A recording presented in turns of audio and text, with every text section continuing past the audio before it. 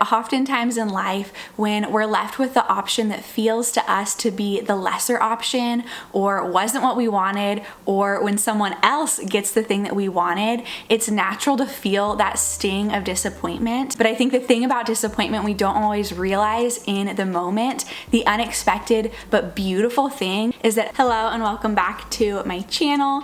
First of all, I just gotta say that I'm wearing the coziest maternity sweatshirt right now. It's literally so comfy.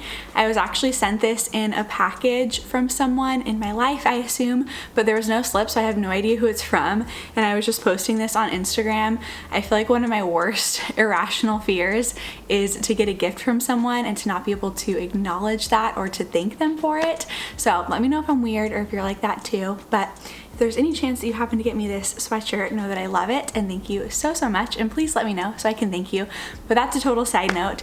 Today's video, we are going to be doing a little Bible study through Genesis 13. So if you've been watching some of my vlogs, you know that I've kind of been going through the book of Genesis. I've talked a lot about how I've been in a spiritual slump, and part of that is not having a plan to follow, and so I feel like my Bible reading hasn't been as consistent, and I feel like whenever I'm kind of going through that, a fail-safe for me is to just start in the beginning, literally Genesis, and to kind of just work my way through.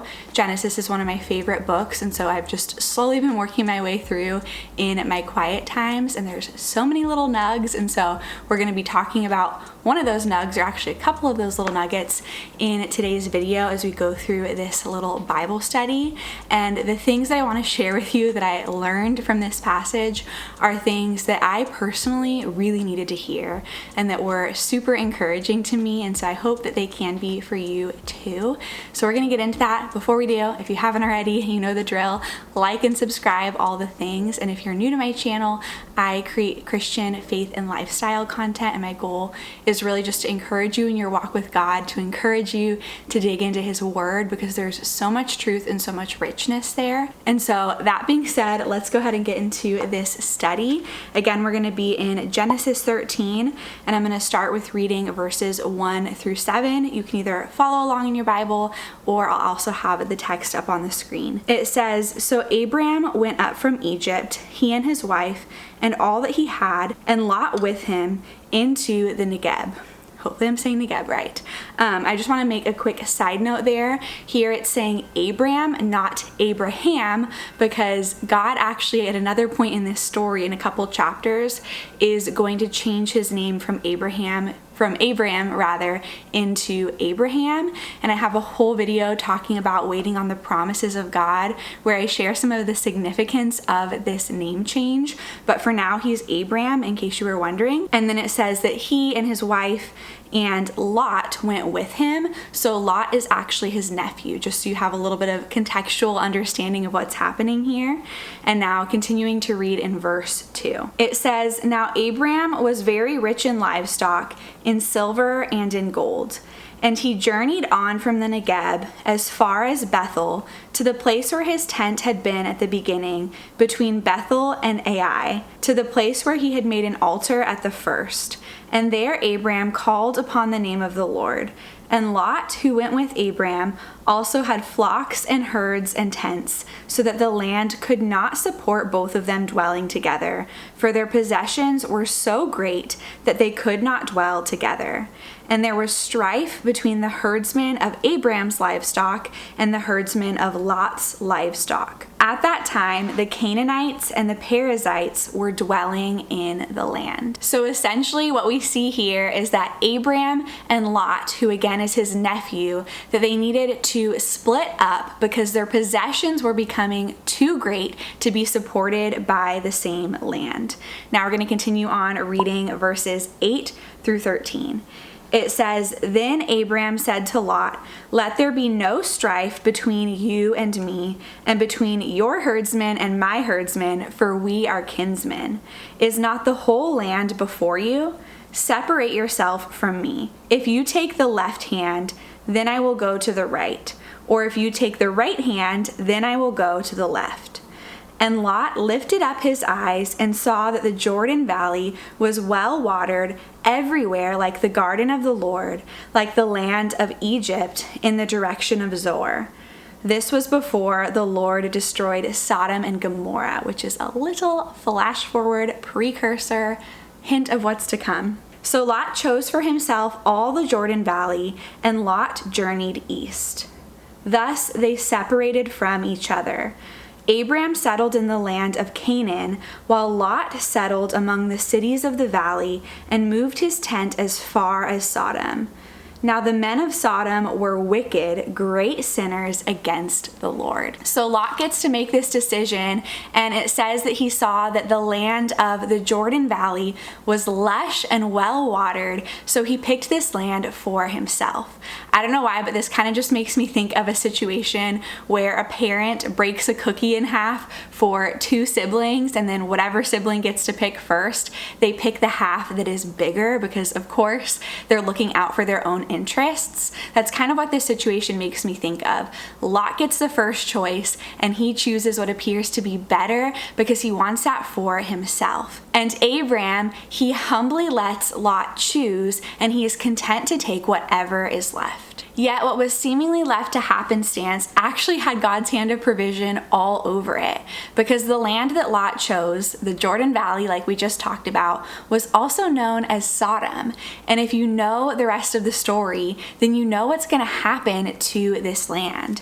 Because unbeknownst to Abraham or Lot at the time of this decision, Sodom, the land that Lot chose, was actually full of wicked men, and it would soon be destroyed. So it seemed on the outside to be bigger and better and brighter was actually decaying from the inside out and was bound for destruction.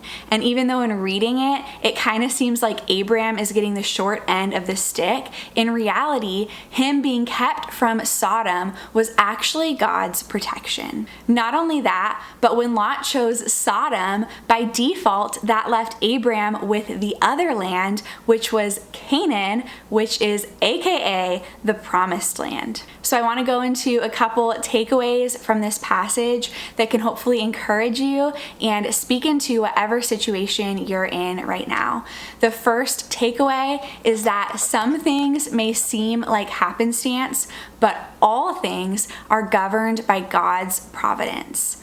Providence essentially means God's sovereignty, which I made an entire video on the sovereignty of God and what that means, but essentially that means that God is in control. Nothing happens outside of Him allowing it to happen. I can think of times in my life where something I really, really wanted to happen didn't happen because of a fluke, because of a seeming coincidence, and I just thought, man, if only this random thing didn't happen or this one little thing over here did happen, then the thing I really, really wanted would have happened. But the truth is that nothing happens outside of God's will, and if something is truly meant for you, then it will happen. Even seeming coincidences are orchestrated by God for your ultimate good. The second takeaway is that God's redirection just might be for your protection. There are times in life when it may feel like people are taking advantage of you or are giving you the lesser option or the shorter end of the stick, or times when, doors close unexpectedly, or where God is clearly redirecting you in a way that you were not expecting. But just remember that any of these things could be God's protection. And it may seem like the other option that you didn't get is the better option, but just remember that God sees things we cannot see, like what was coming for Sodom when it looked all good and beautiful and lush to Lot. God sees things we don't see, and once again, He is always orchestrating things for your ultimate good, for the good of those who love Him and are called according to His purpose. The third takeaway is this: disappointment just might be the pathway to the promise. I don't know if Abram felt disappointment when Lot initially chose the land that he did, but I do know that oftentimes in life, when we're left with the option that feels to us to be the lesser option, or wasn't what we wanted, or when someone else gets the thing that we wanted, it's natural to feel that sting of disappointment. But I think the thing about disappointment we don't always realize in the moment, the unexpected but beautiful thing, is that oftentimes it leads us exactly where we're meant to be. I think one of the most obvious examples I can think of in my own life is being disappointed at different points when maybe it didn't work out with a guy that I really wanted it to work out with. But the thing that is so crystal clear to me now is that I wouldn't be with my husband if it had. And obviously in those moments of disappointment or of things not happening that we wanted to happen, in those moments we can't always see the good, and oftentimes we can't see the good that is coming instead. And so in those moments, all we tend to feel is the loss and the sting of that disappointment.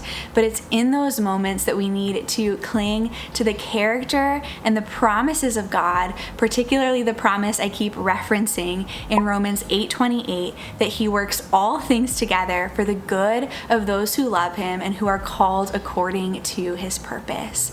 And so this means that if you are at a disappointing point in your story that feels like the end, I just want to remind you that with God, if it's not good, it's not the end. He is not done. He is still writing your story, and He is infinitely good and wise in all He does. And just as a little side note, whenever I reference little parts of my story and just journey of singleness before Tyler, my husband, I just want to let you know that I have a devotional I wrote on singleness, just speaking truth and encouragement into that season of waiting and just the ups and downs and different disappointments that can come along with that. And I have that linked down below if you want to check this out. But I would love to hear from you now. Any other takeaways that you gleaned from this passage and from this little Bible study? Because I think that one of the beautiful things about God's Word is that it's living and active, and oftentimes we can read the same passage and catch different things from the passage based off of what we're going through that we may not have noticed before. And so those were some of the takeaways I noticed, but I'd love to hear if there's anything else that stood out to you. But as always, I hope you found this video helpful and encouraging. If you did, please be sure to give it a thumbs up. Thank you so much for watching, and I will see you in my next video. Bye.